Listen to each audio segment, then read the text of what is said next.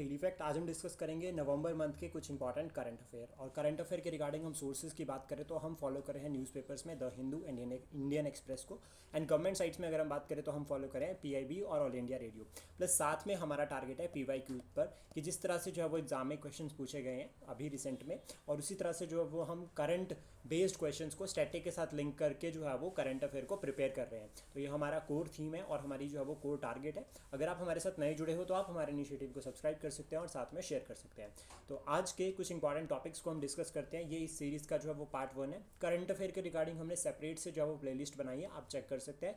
Even आप हमारे Telegram channel को भी ज्वाइन कर सकते हैं, जिसका लिंक जो है वो आपको डिस्क्रिप्शन में मिल जाएगा। और लाइव क्लासेस के लिए आप हमें कॉन्टैक्ट कर सकते हैं, जिसमें हमने जीएस के रिगार्डिंग जो है वो एक सेपरेट जो है वो सीरीज़ शुरू की है और उसकी ऑलरेडी 6 क्लासेस हम अपलोड कर चुके हैं।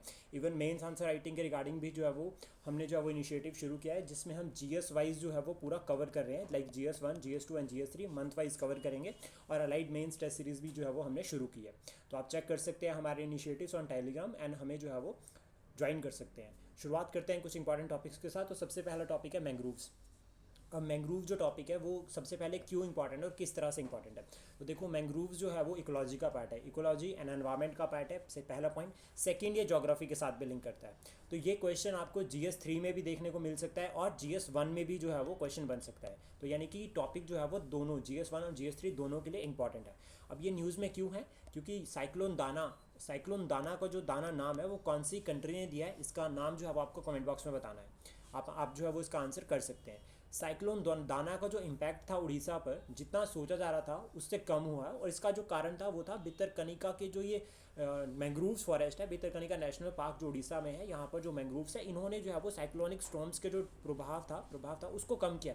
यानी कि जो आपके यहाँ पर जो इस नेशनल पार्क में जो मैंग्रोव्स है उन्होंने डिफेंड किया है एक तरह से जो इंटीरियर है उसको साइक्लोनिक स्टॉर्म से। तो दैट मीन्स इससे क्या होता है, मैंग्रोव्स जो है वो इंपॉर्टेंट हो जाते हैं और हम जो है वो मैंग्रोव्स का एक रोल में जो है वो एज एग्जाम्पल इसको ऐड कर सकते हैं। तो ये हमें एक एग्जाम्पल भी प्रोवाइड करेगा मेंस राइटिंग के लिए। मैंग्रोव्स की अगर हम बात करें तो सॉल्ट टॉलरेंट ट्रीज होते हैं and shrubs, trees and shrub है साल्ट टॉलरेंटेड। और ये लिटोरल फॉरेस्ट इकोसिस्टम भी जो है उनको कहा जाता है। इंपॉर्टेंट पॉइंट्स अगर रूल की अगर हम बात करें तो कोस्टल डिफेंस प्रोवाइड करते हैं। और सेकंड है कि स्टॉर्म सर्ज प्रोटेक्शन हमें देते हैं, फ्रंटलाइन डिफेंस की तरह काम करते हैं। इंटीग्रेशन विद द इंफ्रास्ट्रक्चर, के इंफ्रास्ट्रक्चर से भी इंटीग्रेटेड होते हैं। मैंग्रोव्स इन इंडिया अगर हम बात करें कि भारत में मैंग्रोव किस तरह से है, तो वेस्ट बंगाल में सबसे ज़्यादा मैंग्रोव्स है, देन गुजरात में, देन अंडमान निकोबार, आंध्र प्रदेश, महाराष्ट्र। ये जो है वो मेन सीक्वेंस है। हम इसी तरह से याद कर सकते हैं कि सबसे ज़्यादा जो है वो मैंग्रोव्स जो है वो कहाँ पर है, वेस्ट बंगाल, गुजरात, फिर उसके बाद अंडमान निकोबार, आंध्र प्रदेश और महाराष्ट्र। ये सीक्वेंस प्री के लिए काफ़ी इंपॉर्टेंट है। गवर्नमेंट इनिशिएटिव्स की अगर हम बात करें तो ये प्री और मेंस दोनों के लिए बहुत ज़्यादा इंपॉर्टेंट है, जिसमें पहला गवर्नमेंट का इनिशिएटिव आता है मिस्टी प्रोजेक्ट। ये प्रोजेक्ट को लॉन्च किया गया था गवर्नमेंट के द्वारा, सेंट्रल गवर्नमेंट का इनिशिएटिव है फॉर मैंग्रोव प्लांटेशन, यानी कि कोस्टल एरियाज में मैंग्रोव प्लांटेशन के रिगार्डिंग काम। Mangrove alliance for climate change, ये भी एक जो है वो इनिशिएटिव है जो वर्ल्ड लेवल पर है, जिसमें जो है वो आपका India, UAE, Indonesia, Sri Lanka, Australia, Japan और स्पेन, ये सभी इन्वॉल्व है। ब्लू कार्बन इनिशिएटिव, जिसके रिगार्डिंग जो है वो मैंग्रोव्स को बनाया जा रहा है। मैंग्रोव्स जो है वो एक नेचुरल कार्बन सिंक की तरह जो है वो काम करेंगे, यानी कि नेचुरल कार्बन सिंक मतलब कार्बन को ऑब्जर्व करेंगे। तो इसलिए जो है वो ये इंपॉर्टेंट है और इसके रिगार्डिंग ये इनिशिएटिव है ब्लू कार्बन इनिशिएटिव। इसके साथ में जो चैलेंजेस है मैंग्रोव्स के रिगार्डिंग, उनको पढ़ना बहुत जरूरी है। तो चैलेंजेस में सबसे पहला commercialisation of coastal ecosystem, pollution and जो कंटेमिनेशन हो रहा है, जैसे कि फॉर एग्जांपल रिवर पोल्यूशन हो रहा है, प्लास्टिक जो है वो सी साइड तक पहुंच जाता है, तो वो इफेक्ट करता है मैंग्रोव्स को भी। लैक ऑफ इंटीग्रेटेड मैनेजमेंट, कि हमारे पास एक प्रॉपर इंटीग्रेटेड मैनेजमेंट नहीं है। Rapid urbanisation specially in the coastal region, हम इसको लिख सकते हैं। Natural disasters like flood, tsunami वगैरह आ रहे हैं, तो उससे जो है वो मैंग्रोव्स पर भी इफेक्ट पड़ता है। टेम्परेचर रिलेटेड इशूज़, लाइक जिस तरह से टेम्परेचर जो है वो इंक्रीज हो रहा है तो सी लेवल इंक्रीज हो रहा है, तो उसका भी इफेक्ट जो है वो पड़ता है मैंग्रोव्स के ऊपर। और कमर्शलाइजेशन हम ऑलरेडी डिस्कस कर चुके हैं। देन उसके बाद ये भारत का मैंग्रोव वाला रीजन, कि कहाँ कहाँ पर जो है वो मैंग्रोव्स है, ये इंपॉर्टेंट रहता है। तो गुजरात में याद रखना कि गल्फ ऑफ कच्छ में, ठीक है। और यहाँ पर जो है वो एस्चुरे वाला रीजन होता है, जहाँ पे नर्मदा रिवर जो है वो अरेबियन सी में ज्वाइन करती है, यहाँ पर भी जो वो मैंग्रोव होते हैं, मुंबई मैंग्रोव्स। देन उसके बाद गोवा में, और यहाँ पे गोवा कर्नाटका वाला जो जंक्शन है केरला, यहाँ पर भी आपको मिलेंगे, कोचीन एस्चुरे मिलेंगे। और देन उसके बाद यहाँ पर भी मैंग्रोव्स है, और इधर गोदावरी कृष्णा डेल्टा में मैंग्रोव्स, महानदी मैंग्रोव्स और भितरकनिका। और देन सुंदरवन जो है वो वर्ल्ड का लार्जेस्ट डेल्टा भी है, यहाँ पर भी जो है वो आपको मैंग्रोव्स मिलेंगे। और Andaman Nicobar also famous for mangroves, तो इनको हम याद कर सकते हैं। देन इसके बाद कुछ इंपॉर्टेंट मेजर्स जो है वो गवर्नमेंट की साइड से जो है वो हम ऑलरेडी डिस्कस कर चुके हैं। अगर आपकी साइड से कोई सजेशंस रहते हैं जो हम वे फॉरवर्ड में ऐड कर सकते हैं, तो उसमें हम लिख सकते हैं कम्युनिटी एंगेजमेंट, कि हमें लोगों को एंगेज करना पड़ेगा, हमें मैंग्रोव कंजर्वेशन के लिए ARR फार्मूला को अप्लाई करना पड़ेगा, लाइक एफोरेस्टेशन, रीवेजिटेशन एंड रिस्टोरेशन, इसको हम इंप्लीमेंट कर सकते हैं। तो हम इसको एज अ जो है वो कंक्लूजन ऐड कर सकते हैं, और साथ में कहीं ना कहीं डेवलपमेंट के साथ लिंक कर सकते हैं, या फिर SDGs को हम जो है वो यहाँ पर इंक्लूड कर सकते हैं, जिसमें हम एक हेल्थी प्लानट की बात कर रहे हैं, या फिर हम वन हेल्थ कंसेप्ट को भी जो है वो यहाँ पर कंक्लूजन में ऐड कर सकते हैं, क्योंकि ह्यूमन और एनिमल, फ्लोरा और फौना दोनों की जो है वो हेल्थ के ऊपर हमारा फोकस रह रहा है। देन उसके बाद नेक्स्ट टॉपिक है सिमलीपाल टाइगर रिजर्व। ये जो टाइगर रिजर्व है ये कहाँ पर है, उड़ीसा में, और इसको बायोस्फीयर रिजर्व डिक्लेयर किया गया था 2009 में, अंडर जो टाइगर रिजर्व ये कवर होता है प्रोजेक्ट टाइगर के अंडर, जिसको लॉन्च किया गया था 1973 में। अब क्वेश्चन जो है वो एग्जाम में थोड़ा इन डेप्थ पूछा जा रहा है, और एक टॉपिक से रिगार्डिंग 3-4 स्टेटमेंट बन जाती है। तो ये बात यहाँ पर हमें याद रखनी है कि दिस रीजन, जो ये जो सिमलीपाल वाला टाइगर रिजर्व वाला जो रीजन है, ये जो है वो ट्रॉपिकल मॉइस्ट डेसिडियस है। ट्रॉपिकल मतलब near to the tropic of Cancer के अराउंड में है ये, साथ में मॉइस्ट डेसिडियस, मॉइस्ट मतलब यहाँ पर बारिश हो रही है, डेसिडियस मतलब सर्दी में बारिश हो रही है। यहाँ सर्दी में बारिश होने का मतलब क्या हुआ कि ऑफ सीजन में ट्रीज जो क्या करते हैं अपने लीव्स को शेड कर देते हैं, तो डेसिडियस हमें यहाँ से क्लियर हो सकता है। देन उसका नेक्स्ट टॉपिक है तदोबा अंधेरी टाइगर रिजर्व।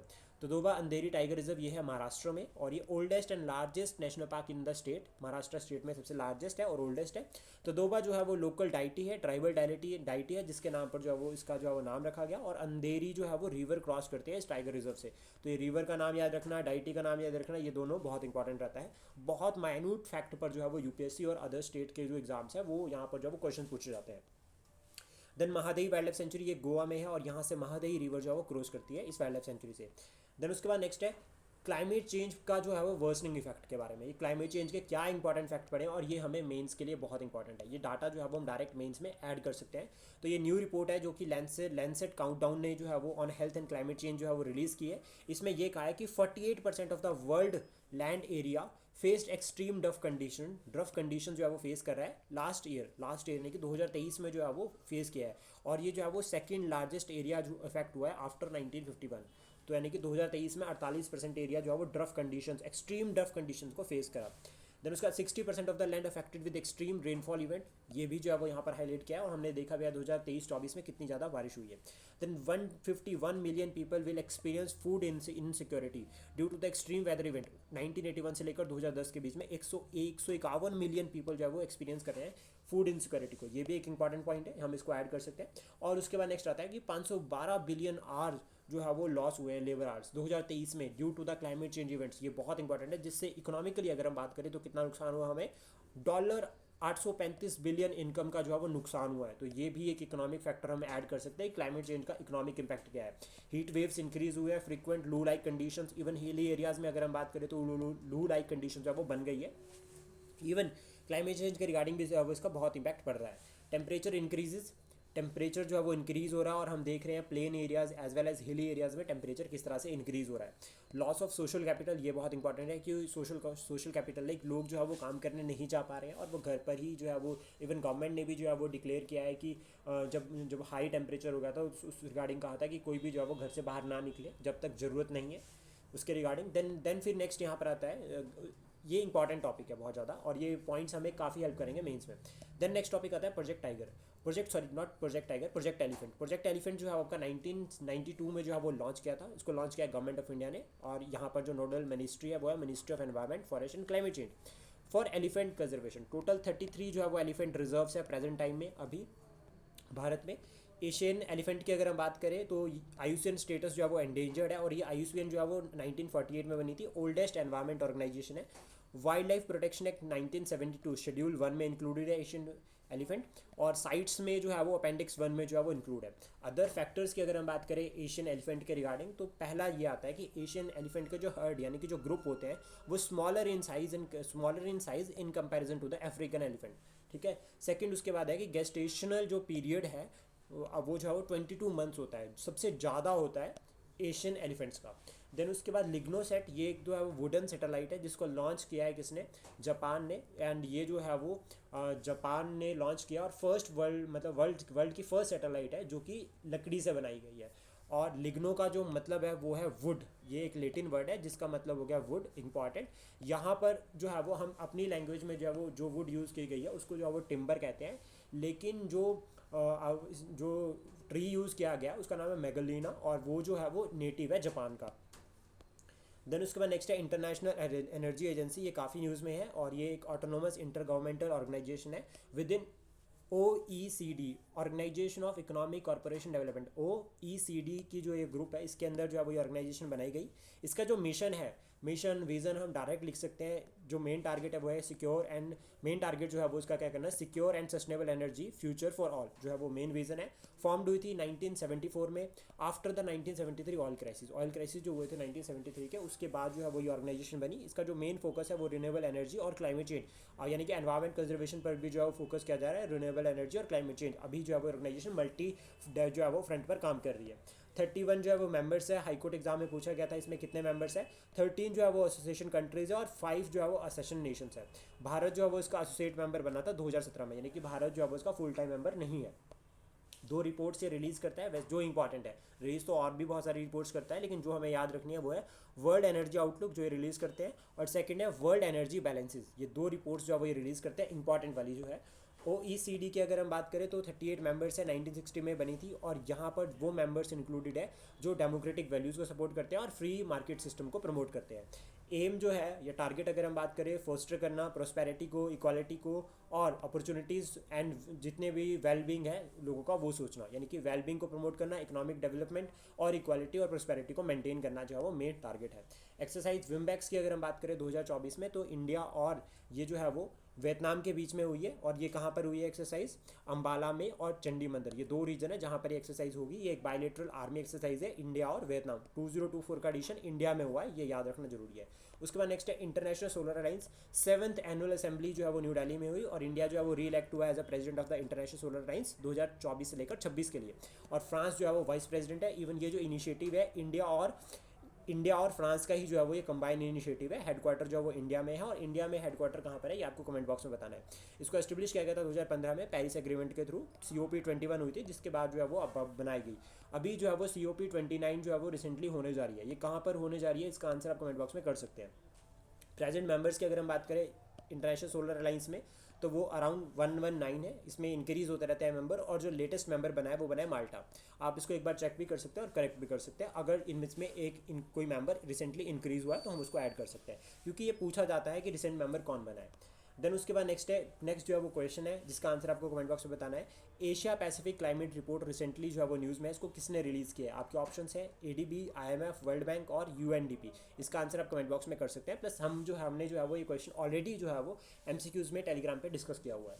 देन उसके बाद नेक्स्ट जो टॉपिक है वो है CR दास जी के बारे में। रिसेंटली इनकी बर्थ एनिवर्सरी थी, 1870 से लेकर 1925 तक जो है वो इनकी लाइफ रही, और इन्होंने जो है वो फ्रीडम स्ट्रगल में बहुत इंपॉर्टेंट रोल प्ले किया है। इनका बर्थ जो है वो कलकत्ता में हुआ था, और बेसिक एजुकेशन जो है वो कलकत्ता से रही। उसके बाद लॉ जो है वो उन्होंने लंदन से की है, ठीक है।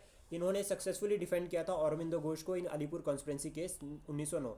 तो अब क्वेश्चन ये पूछ सकते हैं कि अलीपुर कॉन्स्पिरेंसी केस में जो है वो अरबिंदो घोष के लॉयर कौन थे, तो वो थे CR दास।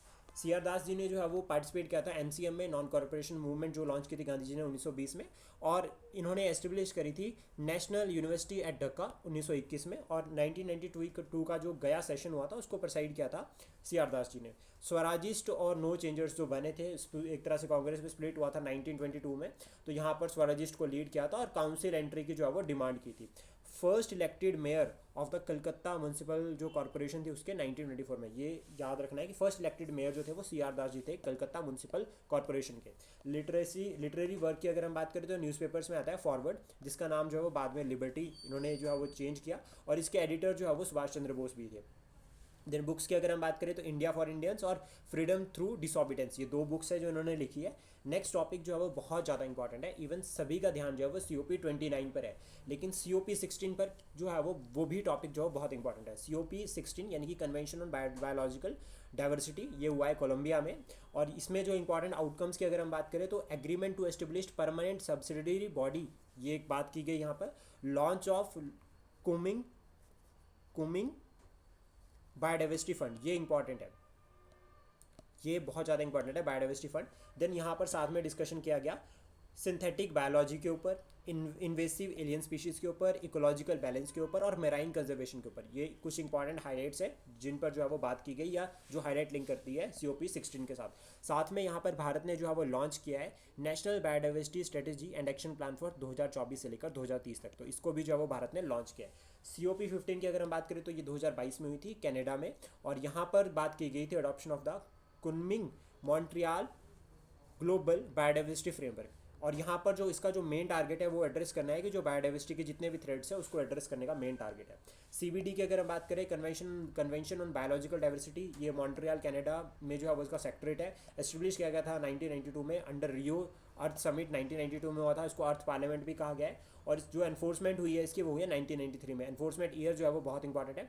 लीगली बाइंडिंग है, सबसे पहला पॉइंट जो हमें याद रखना है कि it is legally binding. 196 members है और इंडिया जो इसका मेंबर है, यस भारत जो है वो इसका मेंबर है।